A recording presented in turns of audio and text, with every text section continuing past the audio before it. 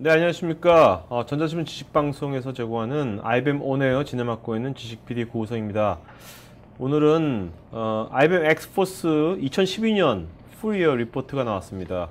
우리가 저번에는 이제 반기 리포트만 저희가 한번 여기서 그거를 논의했었는데, 오늘은 풀이어 리포트가 나와가지고 이 관련된 전문가분들 모시고 논의를 좀 하겠습니다. 그러니까 보안에 대한 전체적인 관점에서 보안을 다시 고려하라, 이런 주제로 첫 번째 세션 IBM 코리아의 박형근 차장님 모시고 20분 동안 얘기를 먼저 나눠보도록 하겠습니다. 안녕하세요. 네, 안녕하세요. 네, 요 풀이어 리포트가 네. 이게 언제 나온 겁니까? 그러니까 올해 나왔을 텐데. 이게 올해 2013년 3월에 네. 발표를 했고요. 네. 현재 시점에 이제 다시 말씀드리는 거는 이제 한글 버전이 이제 새로 나왔습니다. 그래서 한글 네. 버전 출시에 맞춰서 다시 한번 전체적인 관점에서 한번 말씀드리고자 나왔습니다. 한글 버전이 이제 출시된 겁니까? 네네, 맞습니다. 지금이 6월 달이니까 네네. 번역하는데 3개월 걸렸네. 네, 좀 많이 걸렸어요. 리포트가 굉장히 두껍다 보니까는. 네네. 몇 페이지 됩니까, 이게 리포트가? 근 100페이지 가까이 100페이지. 됩니다. 네네. 직접 그것까지 번역하면 안 하시죠? 그렇죠. 네. 자, 오늘 이제 이 100페이지 되는 것을 우리가 다 볼 수는 없겠지만, 거기서 엑기스들을 차장님이 보셨을 때, 네네. 이런 것들 좀 이렇게 되게 좀 핵심 사항이다 네네. 하는 것들 몇 개만 먼저 한번 짚어주시죠. 네. 우선은 이제 세 가지, 그러니까 리포트 전체는 세 가지의 카테고리로 이제 구성이 되어 있습니다. 그래서 작년 2012년도에 전체적인 이제 보안 동향, 네. 그다음에 그 안에서의 이제 시사점들, 그다음에 이제 시사점 내에서도 또 한번 이 2013년도에도 다시 한번 고려해야 될 이제 특이할 만한 사항들. 그래서 네. 크게 보면 이제 위협 활동, 운영 보안, 새로운 동향, 이렇게 세 가지 카테고리에서 이제 구성이 되어 있고요. 네. 이제 그 안에서 이제 특이할 점이라고 그러면은 이제 APT라는 용어를 포함해서 굉장히 많은 보안 사고들이 여전히 이제 그렇죠. 많이 이제 발생하고 있다라는 점이 이제 하나 되겠고요. 또 한 가지는 이제 웹 보안을 포함해서 이제 기존에 이제 많이 회자되었던 이제 그런 보안 취약점 내지는 보안 공격들이 여전히 이제 기승을 네. 부리고 있다라는 점들도 이제 얘기될 수 있을 것 같습니다. 어떻게 보면 옛날에 있던 거는 여전히 있고, 네네. 또 강력히 새로는 또 새로 나왔고, 네네. 그게 안 좋은 거네요. 네, 그렇죠. 느낌이 안 좋네요. 네. 자, 그거에 대한 대안도 좀 얘기 좀 해주시고요. 네네. 네. 맞습니다. 자, 우리 저번 시간 이거 들었던 분들은 이 장표가 좀 기억이 나실 거예요. 네네, 그죠? 그렇죠. 저도 기억이 나거든요. 네네. 지금 여러분들 다양한 색깔들이 있는데, 그 색깔들이 맨 왼쪽에 보면 어택 타입별로 나와 있는데, 네네. 여기서 보면 제가 회색이 네. 이게 언노운이죠. 네네. 네, 출처불명이거든요, 이게요. 네. 근데 언노운이 되게 많아진 것 같아요. 네, 맞습니다. 네. 뭐 재작년에도 그렇고 작년도 그렇고 보안 사고는 이제 계속 증가를 하고 있습니다. 이제 증가하고 있는데 더 큰 문제점들은 도대체 이게 어떤 문제점 아니면 네. 어떤 공격 방식으로 이것이 발생했는지, 보안 사고가 발생했는지 정확하게 경로나 원인이나 이런 네. 것이 파악되는 그런 사고들은 극히 드물다는 거예요. 네. 그래서 그런 사고들이 점점 늘어나고 있다는 것이 굉장히 큰 문제점이라고 하겠습니다. 네. 그리고 이게 저번에 봤을 때보다 네. 새끼 까듯이 네. 되게 많아졌어요. 네, 맞습니다. 왜 이렇게 네. 많아진 거예요, 이거? 그러니까 이제 보안 사고들이 이제는 옛날에는 이제 시시하고 네. 이제 뭐 묻어두는 이제 그런 경우가 많은데 최근에 이제 보안 사고들을 보면은 이제 밖으로 드러나는 이제 네. 그런 보안 사고들, 예를 들면 이제 뭐 개인 정보나 기밀 정보가 유출되었다든지 아니면 이제 서비스상의 문제가 생긴다든지 하는 것들이 지속적으로 노출의 이제 그 정도가 계속 증가함에 따라서 이제 이런 새끼치듯이 계속 이런 네. 보안 사고들이 계속 증가하고 있는 것 같습니다. 자, 그러면 우리가 IBM 온에어가 개설된다면 네네. 내년도 이맘때쯤에 네네. 또 2013년 네, 풀이 그렇죠. 리포트 갖고 나올 거 아니에요? 네, 그죠? 맞습니다. 네. 자, 그러면 여기서 네네. 한번 예언을 한번 해주세요. 자, 내년도에 네네. 이건 어떻게 될 것 같습니까? 새끼 더 많이 깔 것 같아요? 아니면 지금 많이 회색이 좀 줄어들 것 같아요? 어떻게 될 것 같아요? 반반인데요. 네. 사실은 2012년, 그러니까 2013년도에 네. 이제 2012년도의 교훈을 이제 잘 발판 삼아서 분명히 잘 대응을 하는 노력들을 많이 한다면은 상당히 많이 줄여들 수 있을 거라고 네. 생각합니다. 네. 그래서 사실 그에 대한 예측, 예언, 해답은 사실 오늘 이 방송을 듣고 있는 이 청중분들께서 네. 오늘 제 말씀을 잘 듣고 거기에 따라서 잘 대응을 해주신다면은 저는 저 원이 충분히 줄어들 수 있을 거라고 생각을 합니다. 그러니까 이 위협이라는 것도 이제 어떻게 대응하냐에 따라 가지고 네네, 실제로 맞습니다. 실제 위협이 되냐 안 되냐니까 네네, 지금 말씀하신 네. 대로 상당히 이제 잘 피해 나가시네요. 네. 자, 그러면 이제 아까 기존에 사실 SQL 인젝션은 네네. 우리가 맨 처음 이게 지식방송 만났을 때, 네, 그죠? 맞습니다. 우리 옛날에 네. 만났을 때부터 이 얘기를 했었어요. 네, 맞습니다. 근데 계속 나오거든요. 네네. 어떻게 감기처럼 계속 있네 이건. 네, 그렇죠. 예. 지금 SK 인젝션 같은 경우에는 사실 인터넷이 나오고 웹 서비스 혹은 또 웹 비즈니스를 이제 시작함과 동시에 나온 취약점이라고 해도 과언이 아닙니다. 그래서 네. 굉장히 오래되었고 네. 또 마찬가지로 이제 그런 비즈니스가 좀 더 커짐에 따라서 뭐 현재 뭐 지금에 있어서는 이제 모바일 비즈니스까지 이제 포함이 이제 되다 보니까는 아, 웹이라는 것이. 네, 그렇죠. 네. 굉장히 이제 브로드하게 네. 커지는 그러니까 네. 많이 사용하고 있으니까 취약점도 아. 많은 거는 사실입니다. 하지만은 이제 음. SK 인젝션이 굉장히 오래된 취약점이라는 이제 생각을 이제 갖는다고 보면은 분명히 이걸 줄어들게 할 수 있는 여러 가지 방법들이 이제 존재를 하거든요. 근데 네. 그런 것들에 대해서 이제 조금 신경을 조금 아니면 이제 생각을 다르게 해야 되지 않을까 하는 것들을 이제 좀 뭐 말씀드릴 수 있을 것 같고요. 네. 종래 이제 대응이라고 한다고 그러면 거의 대부분이 이제 보안 솔루션 기반으로 또 특정한 솔루션 영역을 말하면 좀 그렇겠습니다만은 뭐 예를 들면 네. 뭐 웹 어플리케이션 방화벽이라든가 이런 것들 솔루션 기반으로 이제 이런 취약점을 이제 대응을 이제 중심적으로 했는데 사실 이제 그런 것이 효과성에 있어서는 이제 이 줄어드는 데 있어서 이제 기여를 이제 충분히 하고 있지는 못하고 있다라고 네. 이제 생각을 하고 있고요. 이런 것들을 이제 좀 더 잘 대응을 하려면은 사실 지금 현재 이제 정부 쪽에서도 이제 동일한 얘기를 하고 있습니다만 개발 보안 즉 애초에 만들 때부터 네. 안전하게 코드를 점검하고 취약점 점검을 해서 안전한 어플리케이션을 개발하는데 좀 더 집중을 네. 하는 것이 네. 사실 근원의 문제를 해결하지 않고 솔루션에 의존하는 것보다는 확실히 효과가 더 있을 거라고 생각을 합니다. 그렇다면 뭔가 우리나라 같은 경우에 네네. 개발할 때 날밤 새고 네네. 완전 SI식으로 막 하잖아요. 네네. 외주 막 줘가지고 네네. 그렇죠. 그런 것들이 약간 좀 지양돼야 되겠네요. 네, 그죠? 맞습니다. 설계가. 네네. 네. 그러니까 충분히 기간을 가지고 보안도 그 기간 안에 포함돼서 이 프로젝트 계획을 이제 짜야 되는 거죠. 자,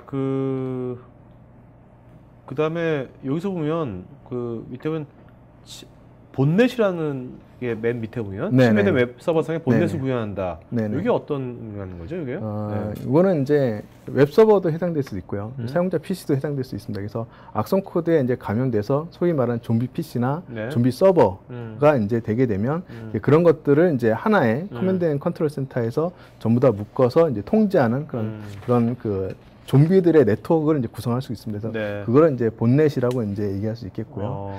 지금 이제 요 장표에서는 이제 DDoS라고 하는 이제 항목으로 이제 뭐 제시를 하고 있는데, 문제는 DDoS는 분명히 특정한 공격하고자 하는 기업에 대해서 여러 개의 다른 웹서버나 아니면 이제 PC, 악성 코드에 감염된 그런 PC에 의해서 공격을 하는 이제 공격 기법인데요.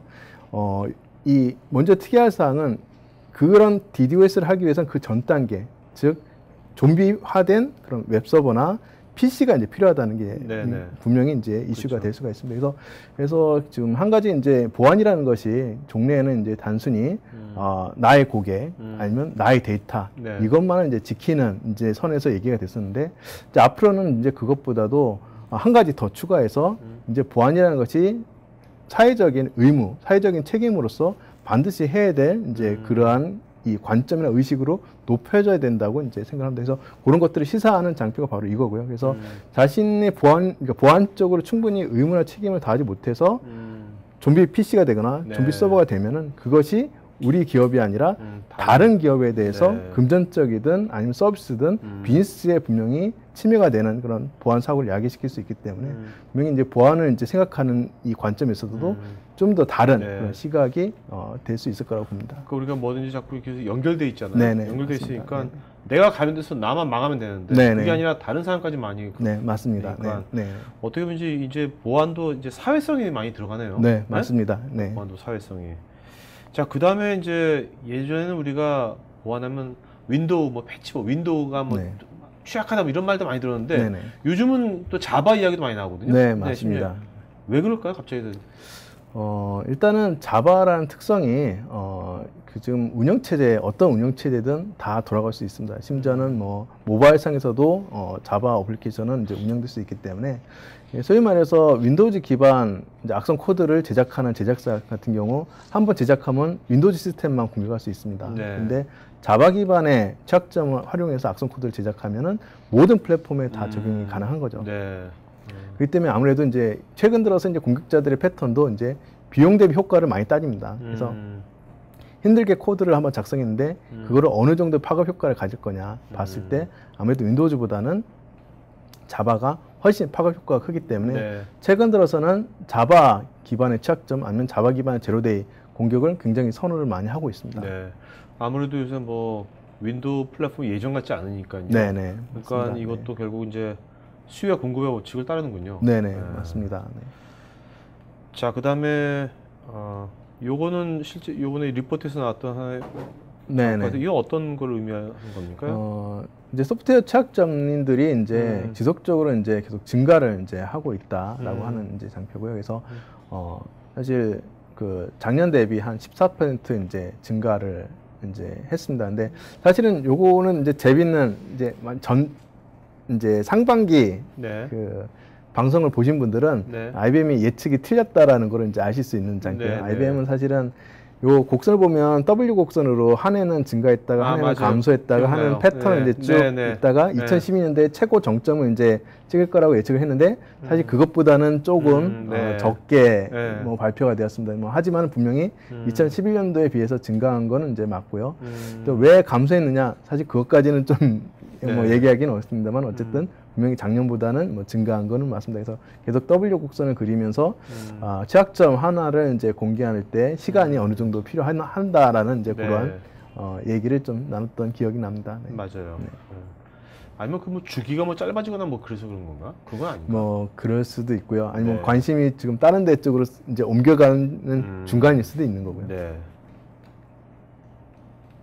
자, 요거는 어떤 이제 14%의 그 웹 어플리케이션 취약점의 이제 증가를 이제 한 부분에서 이제 아까 SQL 인젝션에 대한 얘기도 했었었는데 네. 또 가장 많은 또 그 웹 취약점 중에 하나가 크로스-사이트 스크립팅이라고 하는 이제 보안 취약점이 있습니다. 그래서 SQL 인젝션도 그렇고 크로스-사이트 스크립팅도 그렇고 굉장히 역사가 오래된 그런 네. 보안 취약점들이죠. 그래서 이런 것들도 다 종합적으로 봤을 때 기존의 이제 보안 솔루션 기반의 대응보다는 이제 이 개발단부터 네. 그래서 개발 보안 아니면 이 소스 코드 검증이라든지 아니면 취약점 진단 이런 것들을 통해서 좀 더 안전한 코드를 작성하는 것이 굉장히 필요하다라는 것을 이제 시사하고 있습니다. 그 요새 뭐 웹이면 네. 이제 홈페이지 뭐 다 해줘. 요즘 이제 CMS 워드프레스처럼 네네. CMS 같은 것이 하나의 대세잖아요. 네, 맞습니다. 어떤 형태가 가나 그죠? 네네. 네네. 그 CMS를 사용함에 있어서도 뭔가 취약 포인트들이 많이 있다고 그러는데 네네. 어떤 포인트가 취약한 포인트 겁니까? CMS를 우리가 사용할 때. 그러니까 그런 이제 그 웹 플랫폼이라고 네. 보통 얘기하죠. 그러니까 웹 플랫폼 뭐 그게 블로그 플랫폼이 됐든 네. 아니면 뭐 어떤 뭐 커뮤니티 플랫폼이 됐든 그렇죠. 플랫폼은 보통 굉장히 큰 자금력을 가진 물론 오픈 소스도 많이 있습니다만은 대부분 상용 서비스를 하는 곳에서는 굉장히 풍부한 그 인력과 그다음에 그 품질 테스트 검증과 뭐 보안 진단 이런 것들 상당히 노력을 많이 해서 이제 제품을 네. 출시를 합니다. 네. 그와 반면에 이제 그 여러 가지 플러그인 모듈들, 그렇죠. 네. 애드온 모듈들, 뭐 심지어는 액티브엑스 네. 이런 모듈 기반의 이제 애드온 프로그램들은 상대적으로 보면 이제 그러한 코어 제품군보다도 이제 영세하거나 심지어는 개인이 이제 만들어서 올리는 경우도 상당히 많이 네. 있습니다. 그래서 그러니까 마켓플레이스는 네네. 거기서 맞습니다. 만들었지만 그 네네. 안에는 사실 네네. 개인들이 다 올린 것들이니까. 네, 그렇죠. 그래서 상대적으로 보안이 취약해질 수밖에 없겠죠. 개인의 입장에 있어서는 아이디어는 훌륭해서 굉장히 좋은 아이디어의 그런 애드온 프로그램이나 플러그인 프로그램을 이제 올릴 수는 있겠습니다만, 네. 그걸 일일이 이제 보안 테스트를 한다거나 검증을 하지는 않을 테니까요. 네. 이런 것들은 이 분야는 앞으로 되게 더 커질 것 같은데요. 네, 맞습니다. 네. 그래서 이제 여기서의 시사성은 이제 뭐 개인도 개인이지만 기업이 이제 이런 플랫폼 기반으로 이제 웹사이트, 웹 서비스를 운영하고자 할 때는 네. 이제 애드온이나 플러그인 모듈에 대해서도 이제 보안 검증하는 네. 그런 프로세스를 정립할 필요가 있다라고 이제 보시면 되겠습니다. 어떻습니까? 지금 이제 안드로이드가 있고 애플 네. 쪽 있잖아요. 네네. 애플 쪽이 그런 검사 같은 거를 더 훨씬 더 세게 하는 편입니까? 어떻게 보세요, 지금? 그거는 좀 되게 아닌가요? 판단하기 좀 애매합니다. 왜냐면은 네. 이제 그 애플 쪽 앱마켓에서도 간혹 그 검사를 우회해서 이제 그 악의적인 그런 앱이 올라가는 경우도 있고 안드로이드도 뭐 굉장히 많이 네. 이제 발견되고 있기 때문에 네. 이제 사실은 이제 뭐 그나마 그래도 이제 마켓에서의 그 앱들은 그 검증을 많이 하고 있기 때문에 뭐 그래도 안전한데 사실은 이제 모바일 환경상에서는 이제 그런 이 공식 앱 네. 채널보다도 이제 블랙 마켓 이런 아. 쪽이 이제 사실은 더 문제가 되죠. 네네. 자, 그 다음에 요즘 우리 이제 소셜 시대잖아요. 네네. 네. 뭐 저도 이제 보면 어떤 페이스북 지인이라든지 네. 지인이 노티스가 와요. 제가 네네. 보낸 거 아닙니다. 네네. 이거 누르지 마세요. 이런 식으로가 네, 네. 오는데 네, 맞습니다. 그런 식으로도 많이 요즘 이제 어떻게 보면 네, 해킹 네. 당하는 거죠. 네, 맞습니다. 그러니까 이제 소셜 미디어 같은 경우에는 이제 가장 큰 문제점이 뭐 페이스북이든 트위터든 이제 대표적인 이제 소셜 미디어들 보면은 그 개인을 이렇게 검증할 수 있는 방법이 없습니다. 계정을 만들 때 예를 들면 이제 저는 이제 IBM에 다니고 있는데 IBM에 다니고 있지 않는 사람이 그냥 일반적인 이메일 계정으로 직장을 IBM으로 해서 네. 충분히 계정을 만들 수 있거든요. 네. 그래서 이제 예를 들면 IBM 코리아에 다니고 있고 한국 IBM에 다니고 있고 그런 사람이 저랑 친구를 맺고 요청했을 때 뭐 그걸 거절한다거나 아니면 친구를 맺은 다음에 그 사람이 보낸 메시지를 클릭하지 않는다거나 사실 그거를 검증하고 그렇게 할 가능성들이 그렇죠. 일반적인 사람들은 상당히 낮거든요. 그래서 최근 들어서는 소셜 미디어를 통해서 이제 그런 친구를 가장하거나 직장 동료를 가장해서 공격하는 그런 케이스들이 이제 많이 나오고 있습니다. 네네. 아니면 심지어는 이제 그 소셜 계정을 이제 해킹해서 공격을 하는 경우는 이제 더 치명적이라고 하겠죠. 네. 자, 그러면 이제 이런 어떻게 보면 더 2012년도 풀이어부터 잠깐 보니까 네네. 11년도에 비해서 네. 또 상황이 더 좀 안 좋아진 거잖아요. 네, 그렇죠. 네. 그런 거에 지금 그럼 우리는 어떻게 해야 될 건지 잠깐 한번 정리 한번 해주시죠. 네. 일단은 그러니까 새로운 기술이 나왔다고 해도 사실 이제 학문이 뭐 그렇지 않습니까? 새로운 학문, 새로운 이제 그런 기술들, 테크놀로지가 나와도 사실 어떻게 보면은 그거의 뿌리가 되는 기초 학문이 튼튼하게 되면 네. 자유롭게 응용을 할 수 있는 것처럼 보안도 사실 기초 학문이라는 게 있습니다. 그래서 그런 것을 이제 예를 들면은 이 전체 보안이라는 전체 틀, 프레임워크, 이런 보안 아키텍처 이런 관점에서 전체적으로 보는 숲을 이렇게 관망하는 이제 네. 그러한 시각이 굉장히 필요합니다. 그래서 종래에는 이제 이 보안의 이제 기업 담당자분들께서 물론 이제 여러 가지 이유가 있습니다만은 이제 보통 사건 사고를 기점으로 해서 거기에 대응하는 이벤트성으로 대응하는 이제 그러한 전략을 이제 많이 사용을 하셨다 그러면은 앞으로는 그런 전략으로는 사실 비용 대비 효과적으로 이런 새로운 공격들을 대응하기 어렵습니다. 네. 그래서 이 전체 이 보안 프레임워크나 보안 아키텍처라는 이제 큰 그림을 가지고 이 전체적인 이제 성숙도라는 개념을 가지고 전체적인 레벨을 차차 뭐 기본에서부터 네. 성숙도 최적화하는 이런 레벨별로 계속 전체의 그런 보안 수준을 동일하게 이렇게 올려나갈 그런 필요가 있습니다. 네. 그래야 이제 최근 들어서는 이제 APT라는 용어 자체도 이게 이제 어느 특정한 그런 보안 공격이 있는 게 아니라 전략적으로 여러 가지 해킹 방법, 보안 착증을 활용해서 소기의 목적을 달성하고자 하는 게 APT이기 때문에 그런 관점에서 봐도 이제는 보안이 한두 개의 이벤트가 아니라 네. 전체적인 관점에서 전체 틀을 가지고 탄탄하게 이제 집을 지어가는 이제 그러한 관점에서 보안을 접근해야 될 네. 것이 필요하다. 자, 근데 지금 시청자분들께서 네. 지금 이렇게 들으면서 맞는 말씀하신 거거든요. 네, 네. 전체의 관점, 좋은 네, 말씀이시고 하는데 그렇게 안 살았단 말이에요. 네, 지금까지 네. 막 미봉처럼 터지면 탁 이렇게 네. 살던 분들이 네. 지금 말씀 듣고 그래 나 전체의 관점 봐야겠다 한다면 지금부터 네, 이분들이 그쵸. 그래서 어떤 교육 과정을 들어야 되는 건지 네. 아니면 뭐 어떻게 살아야지만 이분들이 어떻게 변화를 해야 될까요? 팁 좀 주시죠. 네. 네. 저는 IBM에 다니고 있기 때문에 네. 뭐 IBM 관점에서 팁을 드리자면 네네. IBM과 상담을 하시면은 네. 굉장히 쉽게 그러한 지혜를 얻으실 수 있을 것 같고요. 네네네. 뭐 그거 외에도 사실은 전체적인 관점에서 참조할 수 있는 여러 가지 모델들이 있습니다. 네. IBM 보안 프레임워크라든지 아니면 기타 다른 기관에서 나오는 그런 프레임워크를 바탕으로 해서 일단 본인 조직의 어떤 성숙도를 이제 정확하게 체크를 해서 네. 뭐 로드맵이라는 거는 이 기업 내에서 보안 담당자들 스스로 잡을 수도 있습니다. 근데 그거를 어느 범위까지 잡아야 되느냐 하는 네. 그런 참조 모델 같은 것들이 사실은 네. 필요한 거거든요. 그래서 그런 것들을 IBM의 참조 모델을 가지고 하든 아니면 다른 기업의 참조 모델을 가지고 하든 그렇게 전체적인 항목 어떤 항목이 전체냐 과연 그런 것들을 이제 참조해서 단계적으로 이제 그런 그 블록을 쌓아 나가는 게 네. 중요한 것 같고요. 그러니까 그걸 그대로 뭐 수용하는 게 아니라 네. 일단 이런 거 좋은 것을 일단은 네. 보고서 네. 벤치마킹 해보는 것 자체가 네, 그렇죠. 큰 또 하나의 발전이겠네요. 네, 맞습니다. 자, 그러면 이제 두 번째 세션 마치고 바로 Q&A 시간 이따가 네네. 주시기 바라고요. 여러분들 지금 궁금했던 질문 바로바로 해주시기 바랍니다. 이따 Q&A 시간 바로 가질 거니까요. 자, 그럼 두 번째 세션 바로 갖도록 하겠습니다. 네, 네, 네. 고맙습니다. 네.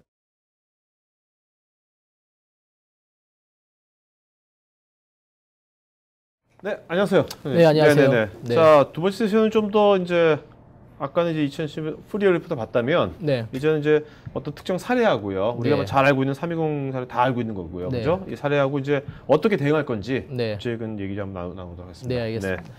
자, 먼저 이제 우리 320 사례 있지 않습니까? 네. 사태라고 그러나 뭐라고 그럽니까? 뭐 사이버 어택이라고. 사변 뭐 동난 뭐 뭐라고 그럽니까? 유교동 320 사태 내지는 사이버 어택 뭐 이런 표현을 쓰고 어택. 있고요. 네네. 예. 사이버 공격 뭐 이런 표현을 쓰고 있습니다. 네. 네. 자, 그거에 대한 뭐 여러 가지 뭐 설이 분분한데 네. 여기도 나와 있는데 지금. 네. 네. 예, 제가 좀 정리를 해봤고요. 다른 세미나를 통해서 제가 몇 번 한 적이 있어서 이미 보신 분들도 있을 겁니다. 그래서 보면은 사실 해커 그룹이 했다라고 후이즈라고 주장을 하고 있지만 사실 추정일 뿐이고 그들의 주장일 뿐이고요. 그 다음에 이제 적대적 테러 국가에서 어떤 한 행위다 이렇게 말을 하고 있고 몇몇 징후가 발견됐다라고 공식적인 발표도 있었지만 사실은 그것도 아직도 추정하고 네. 있는 뭐 수준이고요. 네. 그다음에 마지막 하나 확실한 건 이제 APT 공격이라는 거죠. 그건 확실하다. 그래서 우리는 사실 누가 했건 어디서 왔건 그게 중요한 것이 아니라 APT 공격과 같은 제3의 어떤 320 사태라든지 이런 것이 일어나지 않도록 하기 위해서 어떻게 대비를 해야 되느냐. 네. 이 부분에 좀 초점을 맞춰야 될 것 같습니다. 네. 그럼 앞으로도 이제 이런 이제 APT 공격 나올 거 아닙니까? 예. 그렇다면 이거 320 사태처럼 그것을 배우 같은 것을 네. 알아내기가 쉽지 않은 겁니까? 본질적으로, 구조적으로 어떻습니까? 사이버 공격의 특성상 사실 그 정확하게 어디서 했다라고 밝혀내는 건 굉장히 힘들고요. 네. 왜냐하면 사이버 공간이라는 곳 자체가 가상의 어떤 공간에서 논리적인 공간이지 않습니까? 네네. 그 가운데서 특히 굉장히 그 세탁이 잘 되죠. 그렇기 때문에 추정하는 것이 만약 이제 추정으로 그러니까 그 팩트들을 조합을 해서 거꾸로 이제 맞춰가는 과정 속에서 어떻게 했을 것이다 라는 추정을 하는 것이 가능하고요. 네네. 예, 네. 그렇습니다. 자, 그럼 이제 사이버 공격 같은 것이 또 계속 진화하고 있잖아요, 인간처럼. 네. 네, 어떻게 진화하고 있는지 네. 한번 보도록 할까요? 네. 이제 많이 보신 장표이고 오늘은 특히 APT 공격 이야기를 하고 있기 때문에 APT 공격부터 말씀을 드리면 이제 금전적인 이익이라든지 정치적 성향이 강하다. 그리고 굉장히 조직적인 범죄 집단에서 네. 그리고 산업 스파이 형태를 띠고 있다라고 말씀을 드릴 수가 있고요. 그래서 이들이 공격하는 주요한 대상은 이제 매뉴팩처링 제조업체인데 굉장히 고부가 가치를 가지고 있는 뭐 도면이라든지 뭐 이런 예, 그렇죠. 것들? 네. 설계 이제 도면이라든지 어떤 이런 기술력을 가지고 있는 예, 그런 고부가 가치 대상 회사가 되고요. 네. 그 다음에 이제 대상이 된다는 것은 이제 금융회사. 왜냐하면 금융 정보가 곧 돈으로 연결될 수 있기 때문에 얼마 전에도 그 미국 뭐 CNN에서도 나왔지만 해커들이 이제 단체로 그 아랍에 있는 특정 은행에서 돈을 인출을 하죠. 네. 그리고 아시아 국가에서 돈을 찾아버리는 이런 공격도 한번 있었거든요. 네. 그러니까 지금은 은행을 털러 가는데 총을 들고 이제 은행을 털러 가는 것이 아니라 컴퓨터를 이용해서 제3의 네. 다른 국가에서 은행을 이제 터는 돈을 약탈하는 이런 행동이다 이렇게 또 볼 수 있을 것 같고요. 이제 오션스 11 바뀌어야겠다. 4편은. 네. 네. 그래서 사실은 뭐 그 과거의 어떤 테러리스트라든지 이런 사람들은 굉장히 총과 어떤 그 무기로 머슬, 그다음에. 그렇죠. 네. 네. 그렇게 중무장한 사람일 수 있지만 지금은 그렇지 않고 그다음에 외모도 자체도 굉장히 하드 트레이닝된 사람들로서 굉장히 피지컬한 그런 것도 갖고 하드웨어도 갖고 있지만 사실 지금 APT 공격의 주체는 오히려 더 굉장히 몸집은 왜소하고 네. 예, 그리고 네. 외향적이지 않고 컴퓨터만 가지고 있고 이런 사람일 수 있다 이렇게 네. 추정도 해볼 수 자, 있어요. 이게 진화하잖아요. 네, 그러면 지금 현재 APT는 네. 앞으로 2, 3년 뒤에 어떤 식으로 또 진화할 것 같습니까? 과거에 한번 예, 네. 그 다음 장 넘어가도록 나갈까요? 하겠습니다. 네네. 이것도 뭐 계속 보셨기 때문에 넘어가도록 하고요. 네네. 다음 장 보시면 사실 이게 지금 현재까지 알려진 그 APT 공격 시나리오라고 볼 수 있는데요. 침투하고 교두보 확장, 수집, 탈취하는 혹은 파괴하는 과정을 거쳤는데 과거 뭐 침투는 아까 박형은 우리 차장님께서 네네. 말씀해 주신 대로 여러 가지 방법을 통해서 하고 있고 사회공학적인 기법, 그다음에 제가 정확히 원하는 사람에게 이제 다가가서 그 사람에게만 계속 뚫릴 때까지 공격하는 방법을 쓰는데 했는데 이번에도 그 한 단계 약간 발전했다라고 볼 수 있는 것이 확장을 하는 세 번째 3단계 스테이지인 확장을 하는 과정이라고 볼 수 있습니다. 네. 과거에 확장하는 방법은 제가 악성 코드를 만들어서 그 악성 코드의 특정 기능을 이용해서 제가 가지고 있는 기능을 이용해서 확장을 시켰죠. 그렇죠. 그렇게 해서 이제 뭐 수많은 PC를 좀비화시키고 제가 원하는 정보를 이끌어내고 혹은 공격을 하고 했죠. 근데 이번 320 그 사이버 공격의 특징 중에 하나가 고객을 공부하는 거죠. 그리고 고객이 어떤 제품을 사용하고 있는지 그리고 네. 그 제품의 취약점이 뭔지를 보는 겁니다. 그래서 공식적으로 PMS 서버의 패치 매니지먼트 시스템을 이용해서 그 트로이 목마를 이제 심어놓고. 네, 심어서 퍼뜨렸죠. 네. 고객사를 공부를 하고 고객사가 쓰고 있는 제품을 공부를 하지 않으면 사실 이거는 힘든 겁니다. 네. 이런 식으로 계속 점점 타겟화된 사람뿐만 아니라 그 회사에서 무엇을 쓰고 있는지 그리고 내가 사용할 수 있는 기술이 내가 가지고 있는 기술이 다가 아니라 그 고객이 가지고 있는 제품도 내가 공격에 사용할 수 있게끔 계속 발전하고 있습니다. 고객의 대상의 행동 패턴까지 다 분석하겠군요. 행동 패턴뿐만 아니라 그 사람이 쓰고 있는 소프트웨어, 네. 그다음에 그 소프트웨어가 무엇인지 그 소프트웨어에 대한 사용법도 지금은 공부를 하고 있다고 볼 수 있습니다. 네. 저는 이런 얘기를 쭉 들으면요. 네, 빅라덴 있잖아요. 네, 그 사람은 사실은 어떤 그런 이제 폭력적인 걸로 테러를 했잖아요. 네, 근데 이거는 이제 돈을 갈취하는 거에서 끝나는 게 아니라 네, 앞으로 몇 년 안에는 네, 이런 걸 APT를 이용해 가지고 네, 거대한 인명 살상을 하는 네, 그런 이제 테러가 벌어질 수도 있겠다는 생각이 언뜻 들어요. 네. 약간 섬찟하기도 하고. 네. 가능하죠. 사실 APT 공격이 왜 이제 가장 요즘에 그 국가 국가 안보까지 위협을 하냐면 사실 전쟁을 하기 이전에 과거의 전쟁은 사실 일단 전투기가 먼저 들어가고 네. 그다음에 중요 공격 시설을 미사일로 파괴를 하고 그다음에 뭐 지상군이 들어가든 해병대가 들어가든 상륙을 하고 네. 그렇게 들어가는 방식이지 않습니까? 지금은 사실 공격 이런 그 비행기가 들어가서 폭격을 하고 미사일을 보내고 이것을 하기 이전에 먼저 사이버 공격을 먼저 하는 거죠. 그렇죠. 예, 그래서 그 방어 체계를 무력화시킨다든지 혹은 전력을 끊는다든지 수도를 끊는다든지 원자로나 댐이라든지 예, 그렇죠. 엄청나게 많거든요. 예, 그래서 먼저 혼란을 초래하는 거죠. 그래서 사람들이 사실 혼란에 먼저 한번 쌓이고 사기가 떨어지면 전쟁은 이미 51%는 넘어갔다. 네. 이렇게도 얘기도 할 수 있습니다. 하여튼 네. 가상계가 이제 현실로도 접목이 되니까. 네. 네. 자, 그럼 실제로 이제 APT 공격 여러 사례들 한번 네. 있는 것 같은데. 네. 네, 그래서 320 사태는 다 알고 계시다시피 주요 언론사 및 이제 그 금융사 공격으로 했었고요. 약 3만여 대 정도 PC, 주로 데스크탑이었습니다. 네. 이게 트로이목마를 이제 심어서 그 확장하는 과정 속에서 PMS 서버를 이용했는데 특정 PMS 서버가 윈도우즈 계열에 많이 설치가 되어 있었기 때문에 네. 주로 데스크탑이 주로 이제 피해 대상이었고 3월 달에 이제 발생을 했고 320 때 발견이 됐고 지금 현재 지속 시간은 조사 중에 있고요. 공격 방법 제가 말씀드린 대로 되고 스톡스넷은 아시다시피 이란 네. 핵무기 발전소를 공격했고 공격 방법이 이제 내부 근무자 이제 직원의 USB 이용해서 들어갔고 관련돼서는 이제 마이크로소프트 관련된 취약점 4가지 정도 썼다 이렇게 말씀드릴 수 있고요. RSA라든지 오퍼레이션 오로라 이런 것들 보면 다 스피어 피싱을 썼다는 겁니다. 네. 그분의 제가 사실 PD님의 명함을 받으면 그분이 어디서 근무하는지를 알 수 있고 이메일을 알 수가 있는 거죠. 그리고 페이스북이라든지 혹은 요즘 잘 쓰고 있는 SNS라든지 카톡도 특정 네. 이름을 거론해서 그렇습니다만 이제 카카오 스토리라고 해서 그렇죠. 그 사람을 이제 확인해 보시는 뭘 하는지 확인해 볼 수 있는 게 있지 않습니까? 그러면 관심 있는 부분을 제가 확인하고 이메일을 관심 있는 부분을 계속 주기로 날리죠. 취약점을 이제 실어서 날리는 네. 거죠. 그럼 네. 보시다시피 스피어 피싱에다 엑셀, 그다음에 웹링크 이런 것들을 걸어서 날리는 거죠. 그럼 취약점에 의해서 자동으로 그 엑셀을 클릭을 했을 때, 열기를 했을 때, 혹은 웹링크를 열기를 했을 때, 눌렀을 때 자동으로 악성 코드에 감염이 되고 네. 좀비 PC화 되고 그 이후에 저는 침투가 성공했고 교두를 마련한 거죠. 그 다음은 확장은 사실 여러 가지 방법을 이용해서 더 어드밴스된 방법으로 확장도 할 수 있고요. 네. 그다음에 정보를 수집하고 탈취 혹은 파괴할 수 있는 행위로 연결됩니다. 이게 어떻게 보면 이게 교도박벌이 가만히 이제 잠복해 있잖아요. 네. 근데 우리가 예를 들면 지금 320 사태 같은 경우에 네. 이제 알았어요. 네. 그래서 완전 이제는 한 마리도 없다 이제 이런 네. 거 아무것도 없다 깨끗하다라고 확정할 수 있는 겁니까? 시작에? 사실 그렇게 확정하기는 힘들고요. 네. 그렇게 확정을 하기 위해서는 그 사용자 개개인이 굉장히 무결성한 그 보안 의식이 최적화되어 있고 그 사용 패턴이 완전히 그 보안 체계 형태로 바뀌어야 되는데 그거를 강요하기도 쉽지가 않고요. 네. 모든 사람은 모니터링에서 따라다니면서 그 사람에 대한 네네. 뭐 시큐리티 헬스 체크를 하는 것도 불가능하기 때문에 중앙에서의 모니터링을 하고 계속 지속적인 체크를 하는 것이 중요하다 이렇게 볼 수가 있습니다. 자, 근데 APT 공개한 다음에 뭔가 이제 흔적이 남는 것 같은데 네. 그 흔적은 해커들이 자랑하려고 남기는 겁니까? 아니면 그냥 구조로 남아지는 겁니까? 어떤 겁니까? 최근 들어서 사실 흔적은 안 남기려고 더 노력하는 네. 추세이고요. 네. 흔적이 남게 된다면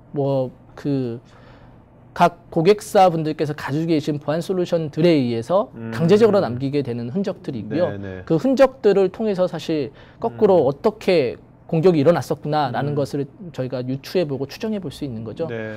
보시면 지금 APT 공격에 대한 그 5가지 형태의 공격 그 방법을 그 스테이지 네. 볼 수가 있고 거기에 따라서 각각의 그 보안 솔루션들에 대해서 이렇게 남을 수 있는 흔적들이 있습니다. 네. 침투할 때 네트워크, 엔드포인트 당연히 남을 수 있고 교두보 확장할 때, 확장할 때, 수집할 때, 탈취할 때 이게 남는다는 거죠. 네네. 근데 문제는 다음 장 넘어가 보도록 하겠습니다. 네네. 근데 문제는 각각의 영역에서 보안 솔루션들이 있습니다. 인프라는 아까 말씀드린 대로 그 파이어월이라든지 애플리케이션 쪽도 역시 마찬가지로 데이터도 역시 데이터 암호화라든지 접근 제어, 네네. 사람, 계정에 대한 권한 관리 이런 그렇죠. 솔루션들을 잘 가지고 계시고요. 운영도 하고 계세요.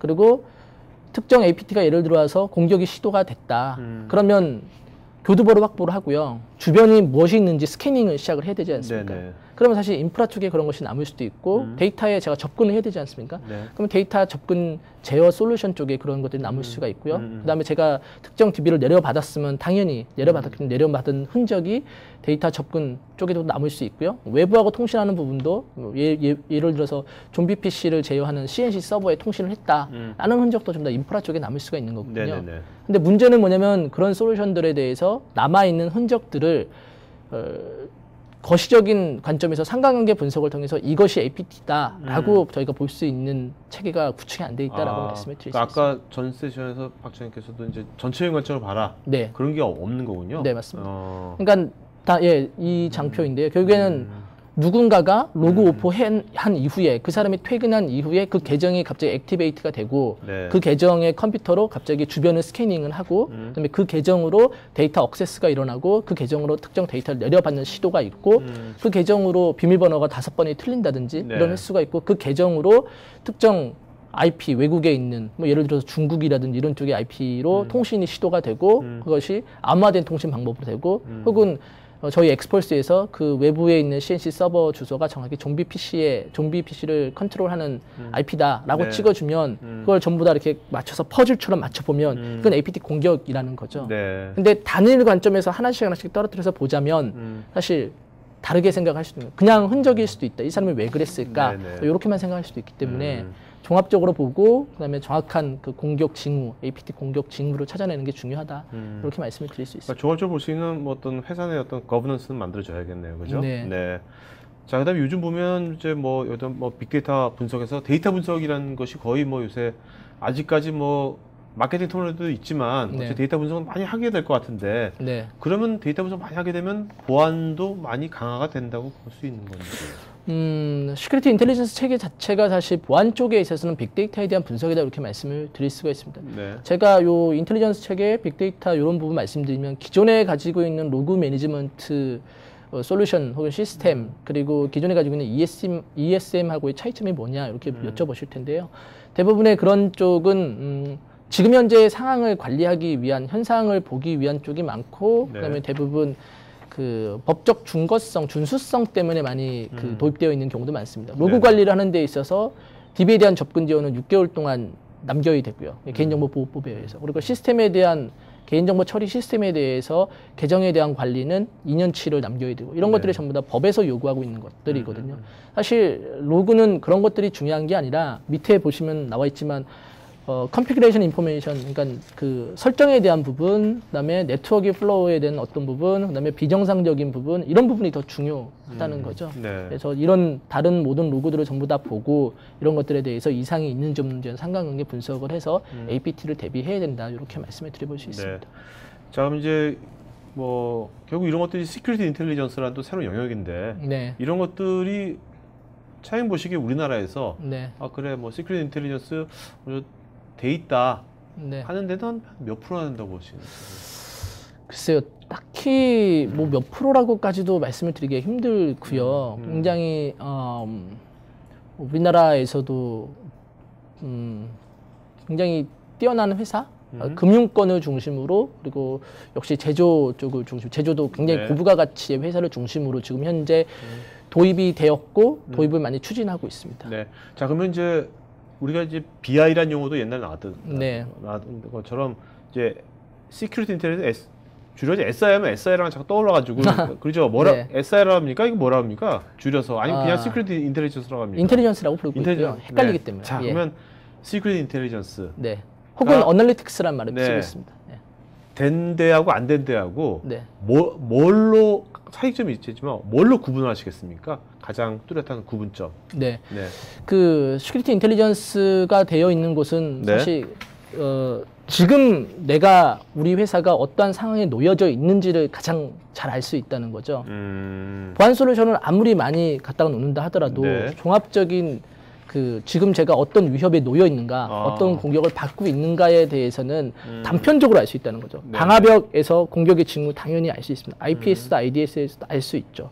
그리고 엔드포인트에서도 안티바이러스 쓰고 계시다면 그러면 엔드포인트에서는 내가 어떤 바이러스, 어떤 악성 코드에 가장 많이 노출이 되어 있고 어떤 바이러스가 지금 우리 회사에서 가장 많이 돌고 있다라는 것을 알 수 있고요. 네트워크 쪽에서 그런 로고가 있다면 그런 로고들을 통해서 어디서 공격이 오고 있고 누구하고 뭐 통신이 되고 있고 요 정도까지는 알 수 있다는 거죠.